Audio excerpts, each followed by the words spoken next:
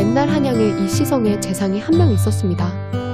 그는 높은 벼슬과 많은 재산 덕에 한평생을 편안하게 살아갔습니다.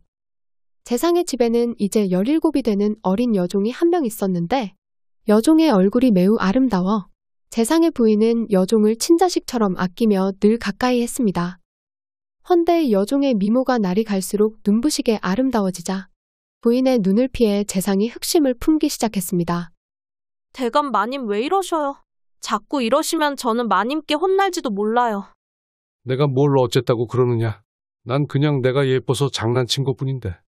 시간이 지날수록 여종을 향한 재상의 행동은 점점 심해져 참다 못한 여종은 마님에게 찾아가 눈물을 흘리며 지난 일을 이야기했습니다. 늙은 영감이 노망이 들어도 단단히 들었구나. 감히 딸 같은 너에게 수작을 걸어 내 이놈의 영감 수염을 모조리 뽑아버려. 2번 다시 너에게 껄떡대지 못하게 할 테니 그만 울거라. 안 됩니다, 마님. 그러셨다가는 마님이 안 계실 때 어떤 일을 겪을지 몰라요. 여종의 말을 들은 마님은 한참 고민에 잠겼다. 장롱을 뒤져 숨겨두었던 폐물을 꺼내 그녀에게 주었습니다. 이것을 가지고 아무도 모르는 곳에 가서 행복하게 살 거라. 이 정도 재물이면 너 혼자 먹고 사는 데는 부족하지 않을 테니 이 집을 떠나는 게 내 앞날에 더 좋을 것 같구나. 네, 이제껏 마님이 키워주시고 보살펴주셨는데 마님을 떠나서 저 혼자 어떻게 살아가라고요. 마음을 굳게 먹거라. 내가 이 집에 계속 있었다가는 너에게 좋지 못할 테니 꼭 떠나야 한다. 어린 여종은 어렸을 때부터 지내온 이 집을 떠나기가 싫었지만 마님의 말처럼 이곳에 계속 머물러 있다가는 자신에게 좋지 못하다는 것을 깨닫고 떠나기로 마음먹었습니다. 다음 날 해가 뜨기 전 새벽에 마님은 아무도 모르게 여종을 집안에서 떠나도록 해주었습니다. 잘 살거라. 마음을 단단히 먹어야 한다. 알겠느냐? 네, 마님. 마님도 강령하셔요. 내 걱정은 말고 어서 가거라 어서.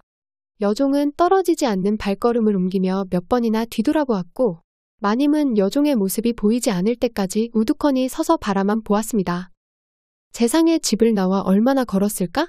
여종은 자신이 한 번도 와보지 못한 곳에 도착해 큰 강이 보이자 강물을 바라보며 자신의 신세를 한탄했습니다. 이제 어딜 가서 살아야 하나. 여종이 넋을 놓고 있을 때 갑자기 발걸음 소리가 들리더니 누군가 그녀의 앞에 나타났습니다. 젊은 처녀가 이런 시간에 강가에서 뭘 하는 것이오? 갑자기 들려온 말에 여종이 놀라 쳐다보자 웬 젊은 선비가 그녀의 곁에 와 있었습니다. 그것이 오갈 데가 없는 처지라 그냥 강물을 보고 있었습니다. 혹시 좋지 못한 생각이라도 하는 것 아니오? 좋지 못한 생각이라니요. 이곳에서 생을 마감한 사람이 여럿이라 그렇소. 그렇군요. 선비의 말에 여종은 슬픈 눈으로 강물을 쳐다보았고 선비는 그런 그녀가 불안해 다시 말을 걸었습니다. 갈 곳이 없으면 나와 함께 가는 것이 어떻소? 네. 선비의 말에 여종이 놀라 묻자 선비가 안심하라는 듯 웃음을 띄우고 말했습니다. 오해하지 마시오. 나쁜 뜻이 있어서 그런 것이 아니라 마침 나이 드신 어머니를 모시고 있어 집안일을 해줄 사람을 찾고 있었소. 큰 돈이야 못 주겠지만 나와 함께 가면 먹고 잘 곳은 걱정하지 않아도 돼요. 그제서야 여종이 선비를 자세히 쳐다보자 이제 25 정도 돼 보이는 데다 얼굴이 준수하고 행동이 단정해 허튼 짓을 할 인물로는 보이지 않았습니다. 여종은 선비를 향해 말없이 고개를 끄덕인 후 그를 따라 선비의 집으로 가보자 그녀를 본 선비의 어머니는 기뻐하며 말했습니다. 일할 사람을 구해온다더니 어디서 색시감을 구해온 것이냐. 어머니 그게 아니라 집안일을 돌봐줄 사람입니다. 뭐 이렇게 고운 처녀에게 집안일을 시켜. 선비 어머니의 말에 두 사람은 난감했지만 그날부터 여종은 선비의 집에서 지내게 되었습니다. 아이고 그만하거라. 이렇게 고운 손으로 이런 힘든 일을 해서 어쩌노. 아니에요. 마님 이 정도는 아무것도 아니에요. 아니 그 마님 소리 하지 말래도. 어머니라고 부르라고 하지 않았니? 선비의 집에서 살게 된 여종은 자신의 지난 일을 두 사람에게 이야기하자 선비의 어머니는 모든 것을 이해하며 그녀를 따뜻하게 대해주었습니다. 여종은 두 사람에게 고마워하며 선비와 그녀는 시간이 지날수록 서로를 좋아하는 마음이 생겼습니다. 그렇게 세 사람이 지낸 지 몇 개월이 지나고 선비의 어머니는 여종과 선비를 짝 지어주려 하자 두 사람은 신분의 차이를 뛰어넘어 부부의 인연을 맺게 되었습니다. 세월이 흘러 두 사람이 혼인 생활을 한 지 수십 년이 지나자 그 사이 재상의 집에서는 재상과 그의 부인이 나이가 들어 세상을 떠난 후에 그들의 아들들까지도 병에 걸려 일찍 생을 마감하였습니다. 집안의 대를 이을 자손이라고는 손주 한 명이 유일하게 남았지만 재상이 세상을 떠난 이후로 집안이 몰락하더니 수십 년이 지난 후에는 먹을 것을 걱정할 정도로 쇠락해 버리고 말았습니다. 할아버지 때까지만 해도 한양에서 알아주던 우리 가문이 먹을 걸 구걸해야 할 정도로 망했다니 어디서부터 잘못된 것인지 모르겠구나. 재상의 손주가 20이 가까이 되자 친척 중 한 사람이 찾아와 이도령에게 한 가지 제안을 해주었습니다. 내 할아버지가 살아있을 때 집안의 많은 노비들이 외지로 나가 터를 잡고 재물을 제때 보내지 않았다. 문서를 뒤져서 노비들을 찾아 그들에게서 재물을 걷어보거라. 예, 그들을 찾는다 한들 수십 년이 지난 지금 그들이 재물을 내놓겠습니까? 안 내어놓으면 관에 고발이라도 해야지. 국법이 있는데 무슨 걱정이 있느냐? 그의 말을 들은 이도령은 집안을 뒤져 노비 문서를 챙겨 그들을 만나기 위해 길을 떠났습니다. 이도령이 며칠이나 걸려 한 고을에 도착해 자신의 집안에 속해 있던 노비들을 찾아 그들에게 노비 문서를 보여주며 재물을 요구했지만 그들의 반응은 냉담하기만 했습니다.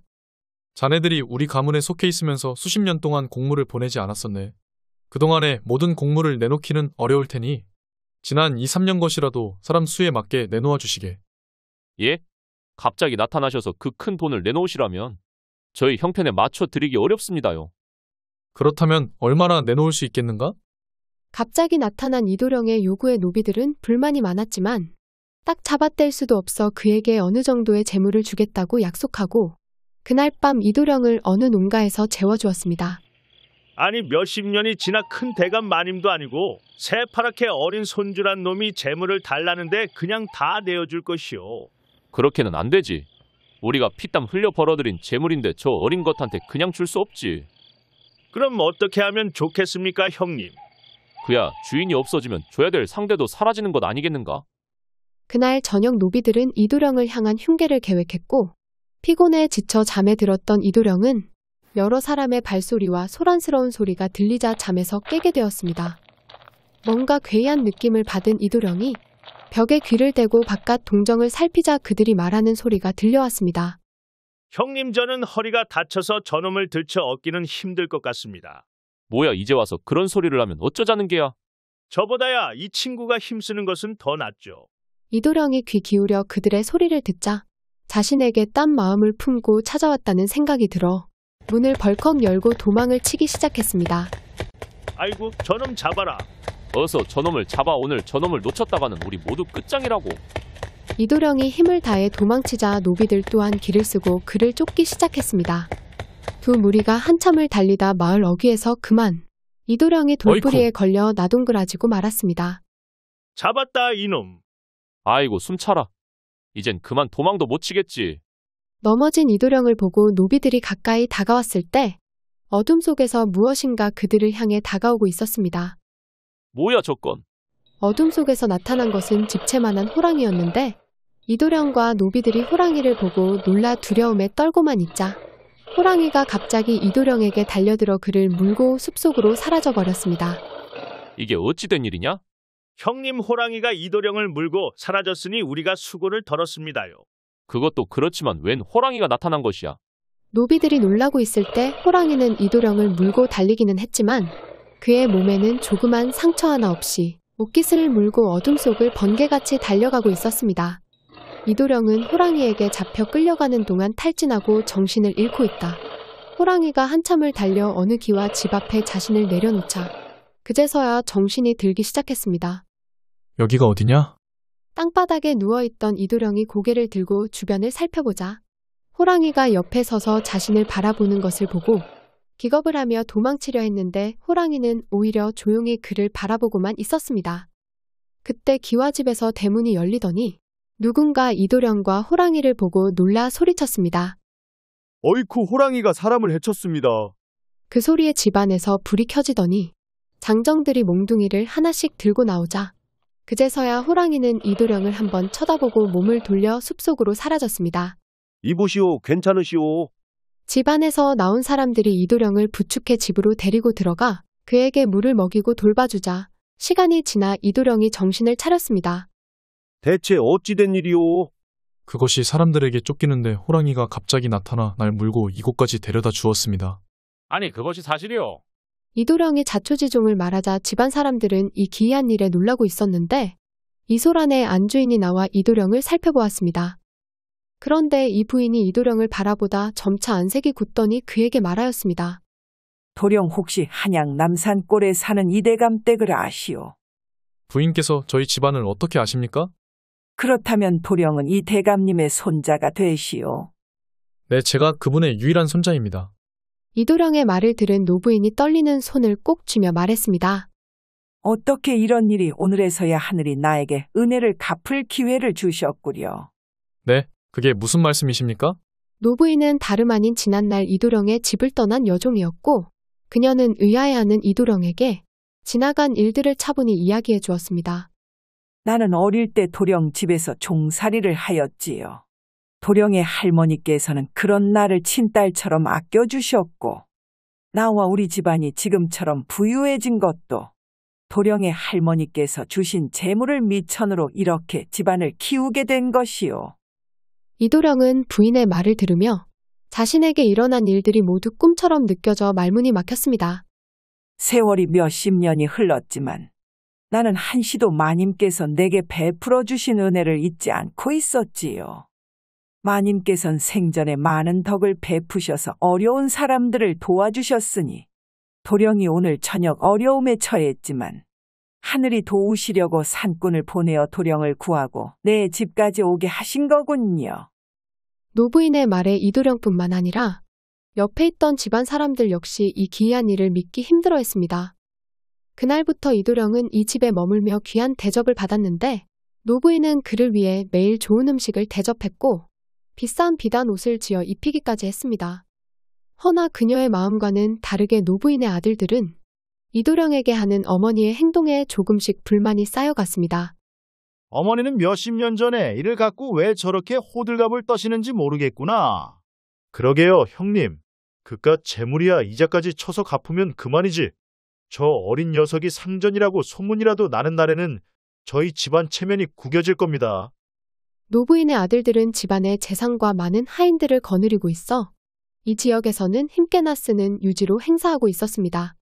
그런데 자신들의 어머니가 몸종으로 있었다는 사실이 소문이라도 나는 날에는 체면이 구겨질 것이라는 생각에 이도령에게 안 좋은 마음을 품기 시작했습니다. 연륜이 많은 노부인은 곧 아들들의 낌새를 눈치채고 늦은 밤 이도령을 조용히 찾아갔습니다. 도령 지내는 것은 편안하십니까? 너무 과분한 환대에 몸둘 바를 모르겠습니다.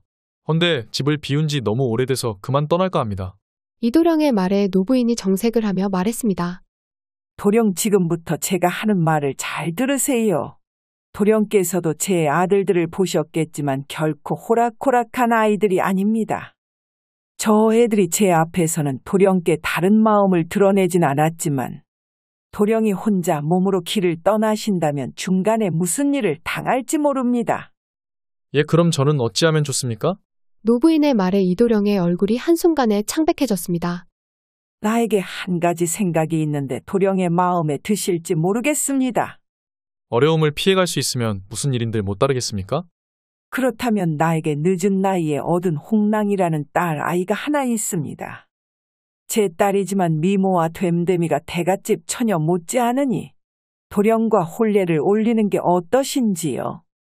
이 말을 들은 이도령은 바로 대답하지 못하고 우물쭈물하자 노부인이 다시 말했습니다. 도령이 내 말을 따르지 않으면 도령께 무슨 일이 벌어질지 장담할 수가 없습니다. 이것은 도령을 살리고 지난날에 마님께 받은 은혜를 갚을 수도 있는 길이니 신중하게 생각해 보세요.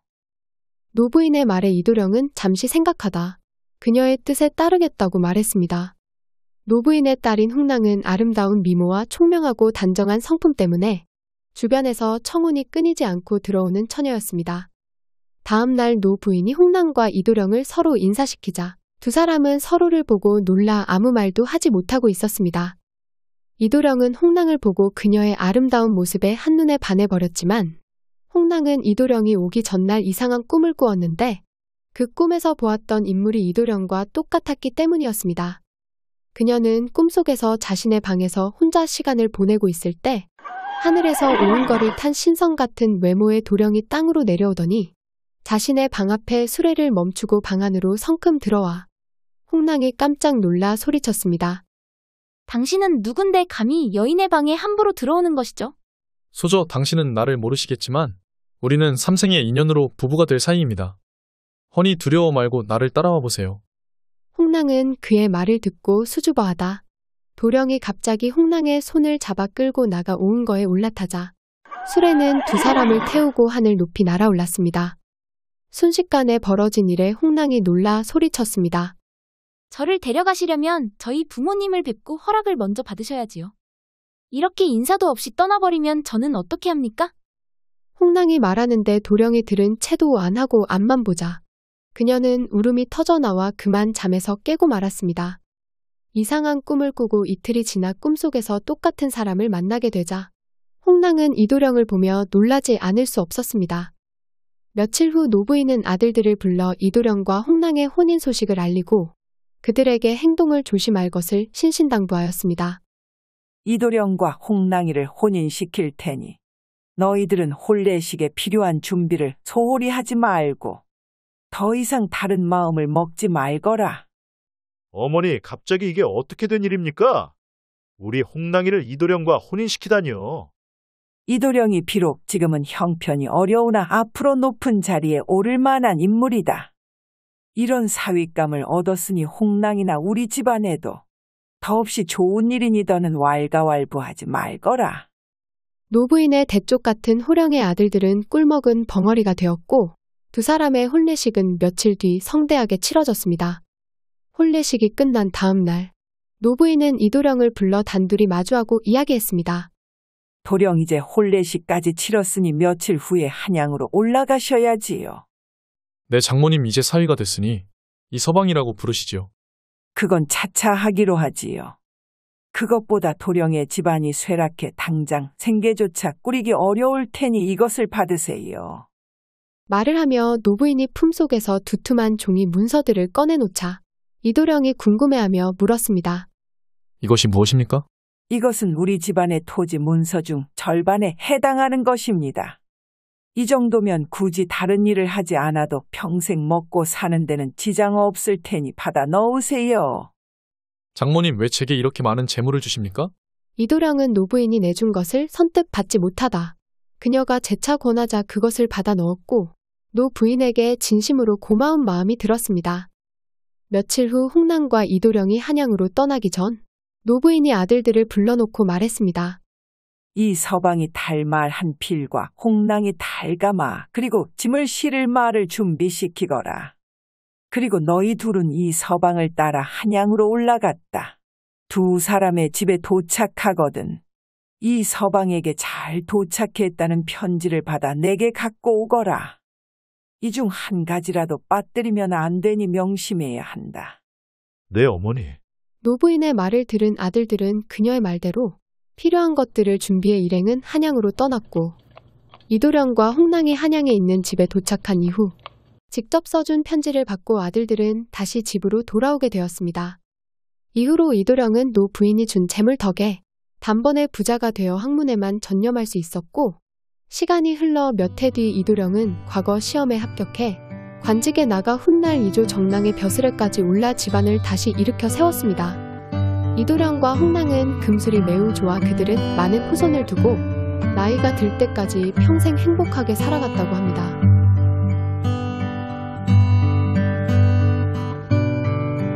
긴 영상 봐주셔서 진심으로 감사드립니다. 다음에 더 좋은 이야기로 찾아뵙겠습니다.